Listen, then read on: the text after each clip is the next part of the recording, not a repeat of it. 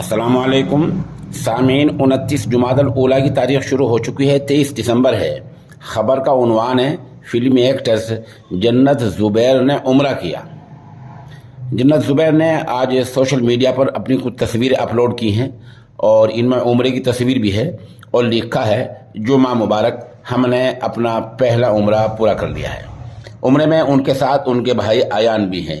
اس کا مطلب یہ ہے کہ محترمہ نے مذہبی اقدار کو، مذہبی ثقافت کو اور اس تمدن کو باقی رکھا ہے جس میں محرم کے ساتھ عمرے پر جایا جاتا ہے۔ بہن اور بھائی کے اکٹھے جانے کا، یکجا جانے کا یہی مطلب ہے۔